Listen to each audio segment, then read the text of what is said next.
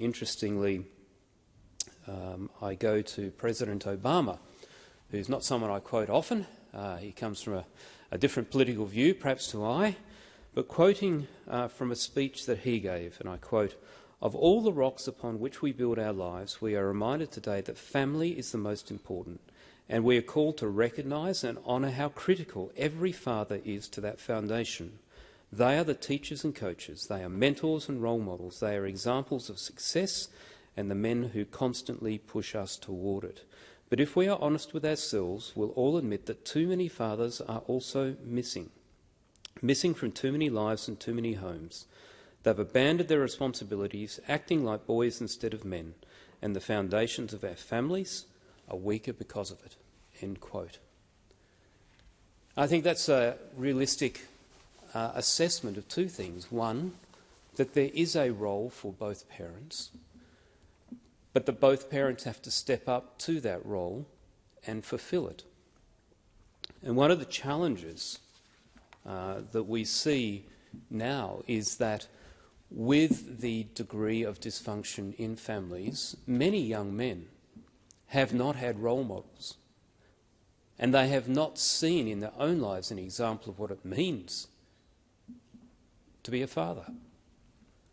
And so one of the things we as a society should be saying is, how do we get alongside and help people to understand how to be a father, in fact, how to be a husband, about how do you communicate, how do you relate, have an emotional EQ as well as IQ and work ethic and all those other things.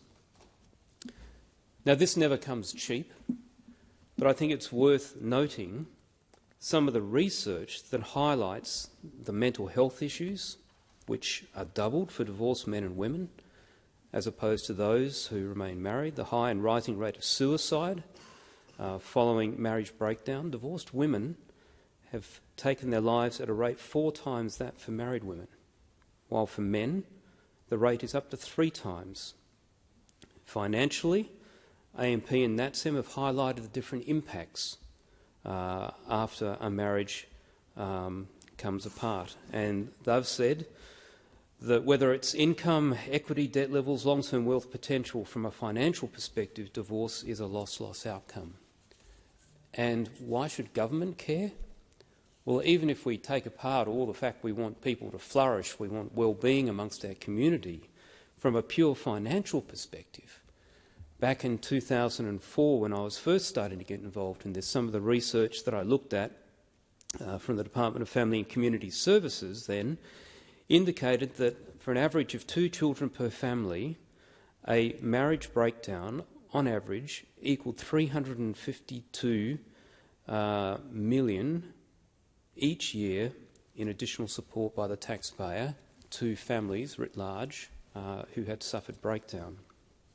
I noticed in 2014, so 10 years later, News Corp had done a study, and their assessment was that in 2014 divorce was costing the economy $14 billion a year. So even from a crass financial perspective, there is a real incentive for government to work out how we can do better to support people who've come together in marriage to not go down the path of seeing that break apart, and to find ways.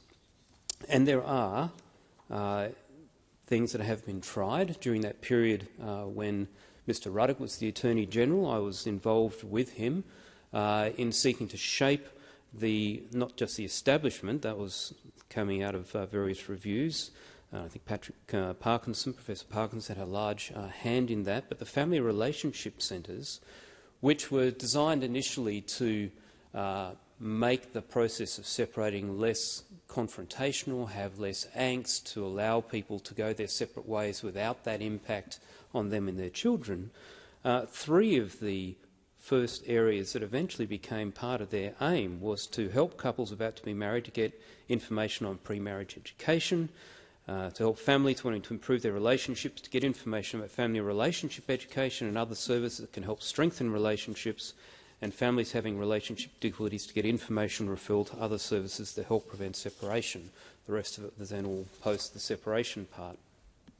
Now, I'm not convinced that that was ever funded as well as it could or should have been, and yet we see examples in other governments, such as in New Zealand, where then Finance Minister Bill English set up, along with their tax working group and their capital markets working group, he set up a welfare working group in 2008 to actually do a detailed analysis of why the government was spending money, large amounts of money, to support people through various streams, whether it was mental health, education, the prison system, etc. And family breakdown was a key precursor to much of that expenditure, and they put in place some interventions. And what it says to me is that there are some ways where it is worth the government spending money up front to help people to appreciate the work of people like Gottman, who technically developed the cascade theory of marital dissolution.